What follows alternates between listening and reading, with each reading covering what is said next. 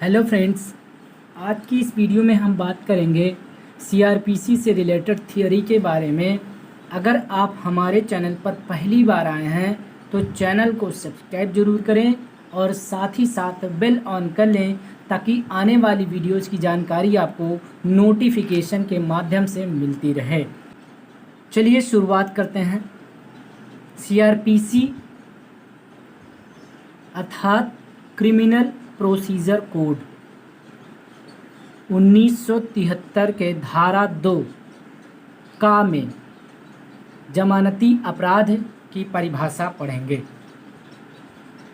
तो धारा 2 के अंतर्गत सारी परिभाषाएं दी गई हैं अलग अलग क्रिमिनल प्रोसीजर कोड 1973 में।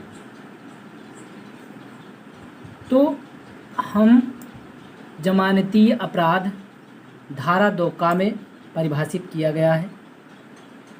तो जमानती अपराध के बारे में जान लेते हैं कि जमानती अपराध का तात्पर्य ऐसे अपराध से है जो प्रथम अनुसूची में जमानतीय के रूप में दिखाया गया है, और अजमानती अपराध से तात्पर्य कोई अन्य अपराध से है। अब धारा 2 खा के बारे में बात करेंगे, अर्थात आरोप को धारा 2 खा में परिभाषित किया गया है। तो आरोप होता क्या है? तो आरोप के अंतर्गत आरोप का कोई भी शीर्ष है जब आरोप में एक से अधिक शीर्ष हों। ठीक है, तो आपका खा खंड भी जान लिया आपने। अब धारा 2 में संज्ञेय अपराध को परिभाषित किया है। संज्ञेय अपराध को जान लेते हैं। संज्ञेय अपराध से तात्पर्य ऐसे अपराध से है या फिर संज्ञेय मामला ऐसे मामले से है जिसमें पुलिस अधिकारी प्रथम अनुसूची के या तत्समय प्रवृत्त किसी अन्य विधि के अनुसार वारंट के बिना गिरफ्तार कर सकता है। अब बात करेंगे धारा 2 में परिवाद को परिभाषित किया गया है क्रिमिनल प्रोसीजर कोड 1973 में। तो परिवाद के बारे में बात करेंगे। धारा 2 आपके पेपर में पूछ लिया गया कि ऑप्शनल हो रहा है आपका एग्जाम, अर्थात एमसीक्यू हो रहा है। तो क्वेश्चन आ गया कि परिवाद दंड प्रक्रिया संहिता 1973 में किस धारा के अंतर्गत परिभाषित किया गया है? तो आपको याद है ये धाराएं तैयार हैं और इन धाराओं के अंतर्गत कौन कौन से शब्द परिभाषित किए गए हैं। तो अगर तैयार है आपको तो आप सही ऑप्शन टिक कर पाएंगे। तो इसलिए आपको ध्यान देना है। परिवाद ऐसे किसी मामले में जो अन्वेषण के पश्चात, अन्वेषण का मतलब इन्वेस्टिगेशन, तो इन्वेस्टिगेशन के पश्चात किसी असंज्ञेय अपराध का किया जाना प्रकट करता है। पुलिस अधिकारी द्वारा की गई रिपोर्ट परिवाद समझी जाएगी और वह पुलिस अधिकारी जिसके द्वारा ऐसी रिपोर्ट की गई है परिवादी समझा जाएगा। आगे बात करेंगे अंगा, अर्थात धारा 2 अंगा में उच्च न्यायालय को परिभाषित किया गया है। उच्च न्यायालय का तात्पर्य है किसी राज्य के संबंध में उस राज्य का उच्च न्यायालय किसी ऐसे संघ राज्य क्षेत्र के संबंध में जिस पर किसी राज्य के उच्च न्यायालय की अधिकारिता का विस्तार विधि द्वारा किया गया है वह उच्च न्यायालय है। किसी अन्य संघ राज्य क्षेत्र के संबंध में भारत के उच्चतम न्यायालय से भिन्न उस संघ राज्य क्षेत्र के लिए दांडिक अपील का सर्वोच्च न्यायालय है। अब हम जानेंगे धारा 2 में भारत को परिभाषित किया गया है। तो भारत से तात्पर्य वे राज्य क्षेत्र हैं जिन पर इस संहिता का विस्तार है। अब धारा 2 के अंतर्गत जांच को परिभाषित किया गया है, तो जांच के बारे में जान लेते हैं। धारा 2 में जांच को परिभाषित किया गया है।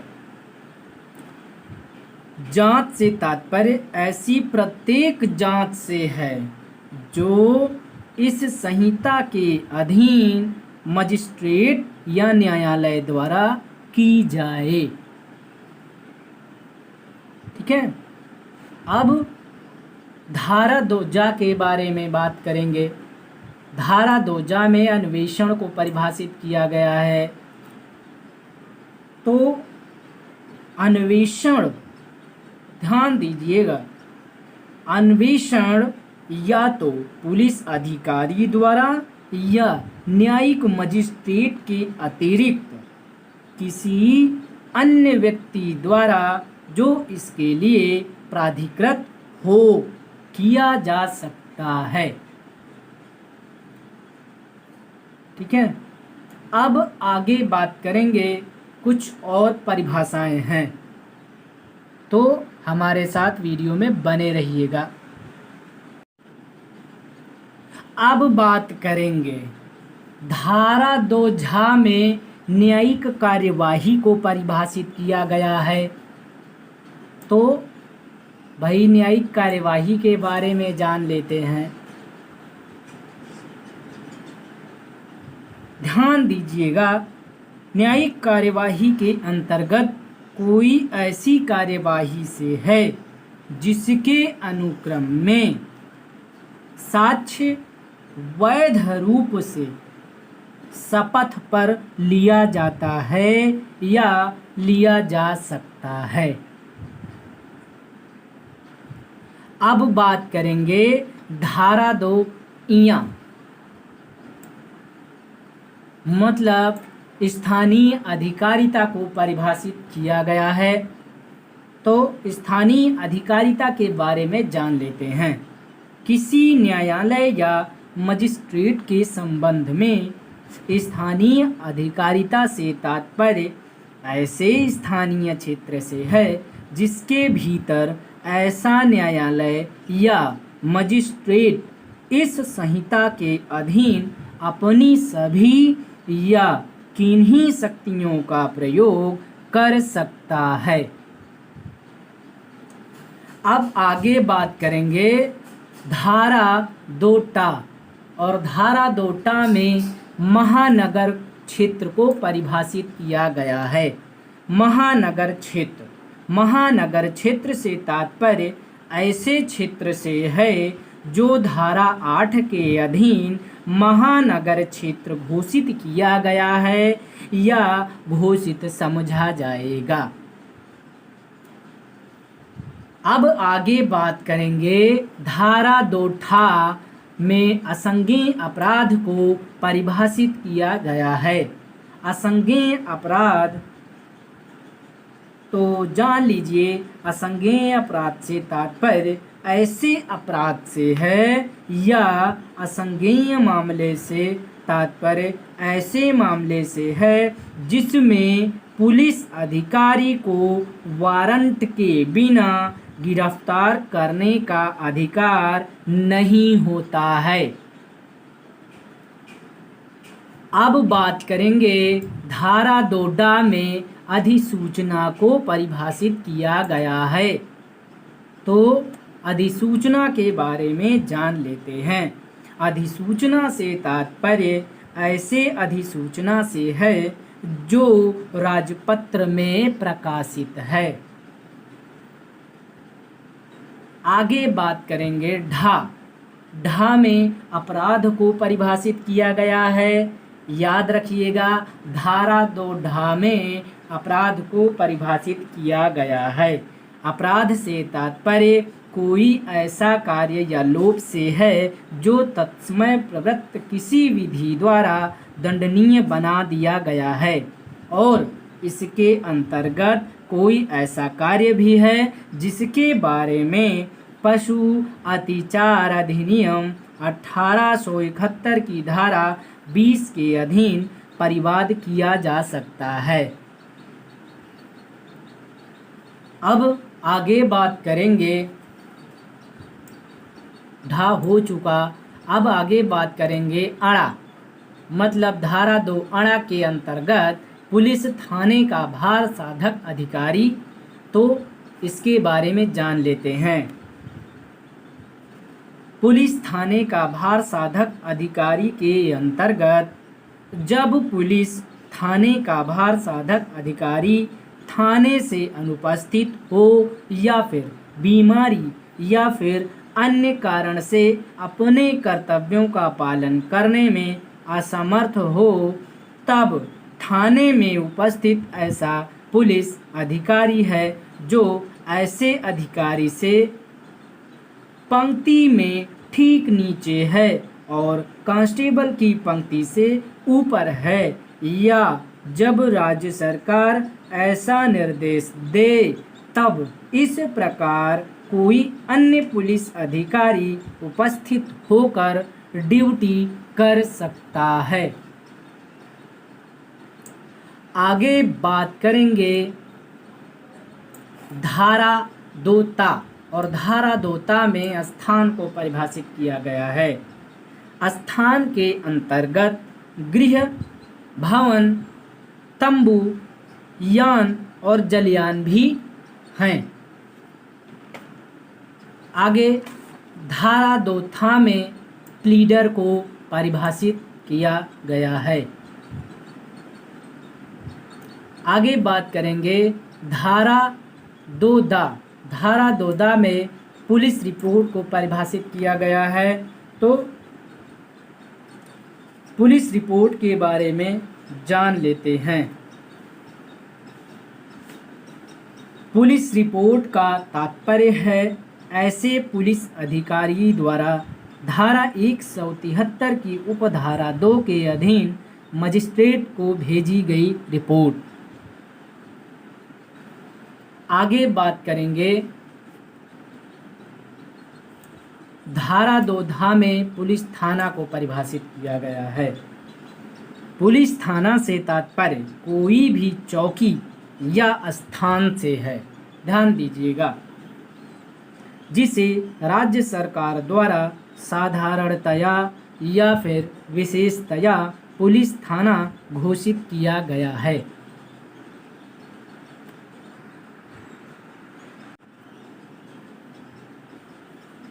धारा 2 ना। धारा 2 ना में विहित को परिभाषित किया गया है। विहित से तात्पर्य इस संहिता के अधीन बनाए गए नियमों से है। धारा 2 पा में लोक अभियोजक को परिभाषित किया गया है, और धारा फा में अर्थात धारा 2 फा में उपखंड को परिभाषित किया गया है। उपखंड का तात्पर्य जिले के उपखंड से है। धारा 2 बा। धारा 2 बा में समन मामला को परिभाषित किया गया है। समन मामला मतलब समन मामला से तात्पर्य ऐसे मामले से है जो किसी अपराध से संबंधित है और जो वारंट मामला नहीं है। समन मामला वारंट मामला नहीं है।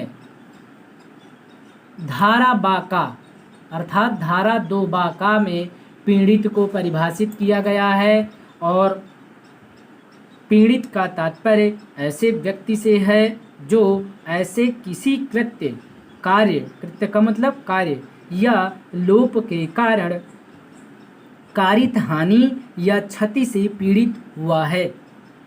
जिसके लिए अभियुक्त व्यक्ति को आरोपित किया गया है और पद पीड़ित में उसका या उसकी संरक्षक या विधिक वारिस सम्मिलित है।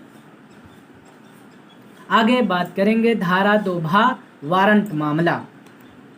वारंट मामला का तात्पर्य ऐसे मामले से है जो मृत्यु, आजीवन कारावास या 2 वर्ष से अधिक की अवधि के कारावास से दंडनीय किसी अपराध से संबंधित है। अब धारा 2 में उन शब्दों और पदों के जो इसमें प्रयुक्त हैं और परिभाषित नहीं हैं किंतु भारतीय दंड संहिता 1860 का 45 में परिभाषित हैं, वही अर्थ होंगे जो उनके उस संहिता में हैं। तो धारा 2 तक दंड प्रक्रिया संहिता में आपने देख लिया परिभाषाएं, तो इनको आप तैयार कर लीजिएगा, क्योंकि इसमें से धारा पूछी जा सकती है कि कोई परिभाषा आपको दे दिया जाता है और उसमें पूछा जाता है आपसे कि यह परिभाषा किस धारा के अंतर्गत परिभाषित किया गया है। तो आपको इन शब्दों को याद कर लेना है कि कौन सा शब्द, ठीक है, किस धारा के अंतर्गत, मतलब धारा 2 धारा 2 धारा 2 मतलब किस धारा के अंतर्गत परिभाषित किया गया है। तो आज के लिए बस इतना ही, और वीडियो अच्छी लगे तो लाइक करें, शेयर करें, और अभी तक चैनल को सब्सक्राइब नहीं किया तो सब्सक्राइब करें। और आज के लिए बस इतना ही। अब हम आपसे नेक्स्ट वीडियो में मिलेंगे। बहुत बहुत धन्यवाद दोस्तों।